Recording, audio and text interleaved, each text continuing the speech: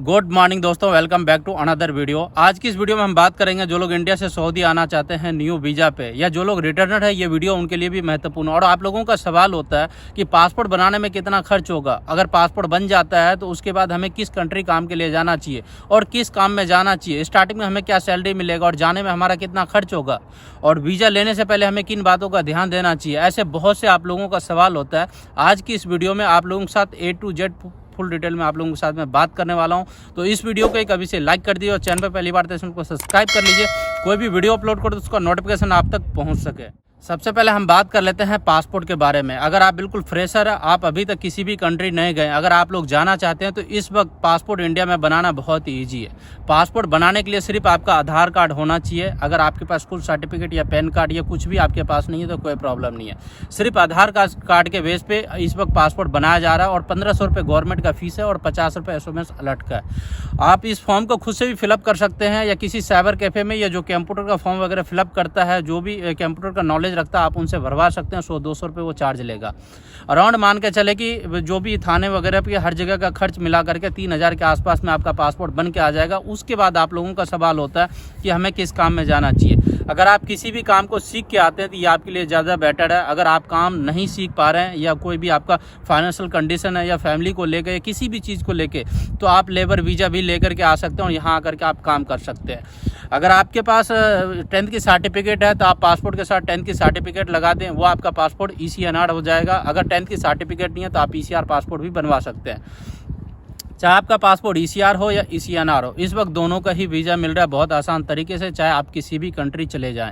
और इस वक्त आप लोगों ने सुना होगा 2-4-5 दिन या 10 दिन पहले एक नया अपडेट किया गया था। कुवैत जो लोग काम के लिए जाना चाहते हैं और पासपोर्ट के ऊपर जिसका फर्स्ट नेम है यानी सिंगल नेम है, उनके लिए ज़्यादा प्रॉब्लम है। जैसे किसी का नाम है मुकेश यादव, तो अगर इस हिसाब से नाम है, या चाहे सदरे आलम, तो अगर सिर्फ सदरे लिखा है तो ये वीज़ा उनके लिए प्रॉब्लम है। जिसका सदरे आलम यानी पूरा नाम है, 2 नाम, एक सदरे और दूसरा आलम है, फर्स्ट और लास्ट नेम होगा, तो उनके लिए कोई प्रॉब्लम नहीं है। ऑलरेडी जो लोग कहीं भी काम कर रहे हैं, जिनका वीज़ा स्टैंप हो चुका है, उनके लिए कोई प्रॉब्लम नहीं है। जो नए वीज़ा लेना चाहते हैं उनके लिए थोड़ा बहुत ये प्रॉब्लम आ रही है। पासपोर्ट बनवाने के बाद आप लोगों का सवाल होता है वीज़ा कहाँ से ले। वीज़ा के लिए आप दिल्ली, मुंबई, लखनऊ, आप कहीं से भी वीज़ा ले सकते हैं। जिस गांव में आप रहते हैं उस गांव के आसपास भी कोई न कोई एजेंट होगा, आप उनसे भी कांटेक्ट कर सकते हैं। अगर वो भरोसेमंद है तो 2 पैसा आपसे ज़्यादा लेगा और आपका वीज़ा लगवा देगा। अगर आप डायरेक्ट ऑफिस में जाते हैं दिल्ली में या मुंबई में, तो वहाँ जाकर के आप वीज़ा लेते हैं तो अराउंड मान के चलो कि आपका 50 से 60 हज़ार में काम हो जाएगा। जो गाँव मोहल्ले में जो एजेंट होता है कि जो आगे ऑफिस से काम करवाता है, तो वो आपसे 70,000, 75,000, 80,000 रुपये वो आदमी देख के उस हिसाब से आपका पैसा ले लेगा। तो मेरे हिसाब से अगर आप लोग आना चाहते हैं तो आपका वेलकम है, आप बिल्कुल आ सकते हैं। अब आप लोगों का ये भी सवाल होता है कि कोई यार दोस्त रिश्तेदार है वो मुझे वीज़ा दे रहा है तो कितना खर्च होगा। वीज़ा का क्या प्रोसेस होता है, कोई भी अगर आपका यहाँ से वीज़ा देता है तो वो आपको पहले कहेगा मेडिकल कराओ। मेडिकल से क्लियर हो जाता है कि आपका शरीर फिट है या नहीं फिट है।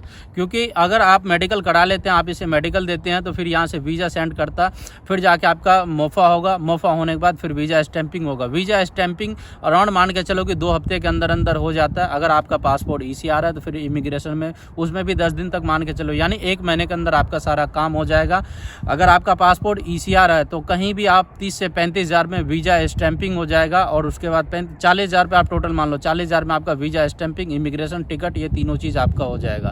अगर इस पर कहीं झोल झाल है या कोई ज़्यादा आपसे पैसा ले रहा है तो फिर 70-80 हज़ार रुपये भी ले सकता है, क्योंकि वो उनके ऊपर डिपेंड करता है कि वो आपको वीज़ा दे रहा है तो वो वीज़ा खरीद के दे रहा है या वीज़ा उनको खुद से मिला है या उसमें वो कमाना चाहता है। इस तरह से मेरे हिसाब से आपको किसी यार दोस्त रिश्तेदार से ही वीज़ा लेना चाहिए, वो ज़्यादा अच्छा है। और जब आप सारा डॉक्यूमेंट ले लेते हैं तो लेने के बाद जो भी जहाँ से भी आप ये वीज़ा लेते हैं वो आपको पूरी की पूरी फाइल बना देगा, जिस भी डॉक्यूमेंट का रिक्वायरमेंट है। फाइल बनाने के बाद आप एयरपोर्ट पे आएंगे और एयरपोर्ट पे आपको उस पर ऑफिस वाले आपको एक कॉन्टैक्ट नंबर दे देगा कि जब आप एयरपोर्ट पर उतरोगे तो इस नंबर पर कॉन्टैक्ट कर लेना। उस नंबर पर कॉन्टैक्ट करने के लिए जैसे एयरपोर्ट से बाहर निकलोगे तो बहुत से पाकिस्तान का, इंडिया का, बांग्लादेश के बंदे टैक्सी वाले खड़े होते हैं, वो आपको बात करवाएगा। बात कराने का कोई पैसा नहीं लेता है। अगर आपका कफिल या कंपनी का कोई मुदीर आया होगा तो वो बता देगा मैं इस जगह पे खड़ा हूँ, आप उसके साथ आ जाएंगे। अगर नहीं गया होगा तो वो टैक्सी वाला वहाँ तक छोड़ेगा, उसका पैसा जो आपका कफिल या कंपनी है वो उनको पे कर देगा। तो इस तरह से आप आ जाएंगे और आने के बाद फिर यहाँ पे आप काम करते रहेंगे। काम करने के बाद खाने के खर्च की भी अगर हम बात करें तो सब जगह का अलग अलग होता है। अगर आप किसी कंपनी में आते हैं तो कंपनी में क्या होता है कि ज़्यादातर कुछ कंपनी ऐसे है कि खाना भी प्रोवाइड कराते हैं, कुछ कंपनी ऐसे होते हैं कि आपको रूम दे दिया, खाना 2 या 3 बंदे मिलकर रहते हैं तो 100-150 रियाल महीने का आता है। अगर आपका सेपरेट रूम है या डोमेस्टिक वर्कर में आता है, चाहे ड्राइविंग या किसी भी फील्ड में आते हैं, सेपरेट रूम है तो उसमें आपको 200 से 250 रियाल का खर्च होगा। 100 रियाल मान के चलो आप, ये नेट का भी पड़ेगा, कुल मिला के आपका 300-350 रियाल खर्च होगा। तो 350 रियाल आपका खर्च करने के बाद जो भी आपकी सैलरी है उस हिसाब से आप मैनेज कर लो, उस हिसाब से आप कैलकुलेट कर लो कि आपकी सैलरी क्या बचेगा। आप लोगों का सवाल होता है कि हमें किस कंट्री काम के लिए जाना चाहिए। जिस कंट्री का आपका वीज़ा आसान तरीके से मिल रहा है और अच्छा वीज़ा मिल रहा है, आप उस कंट्री चले जाए।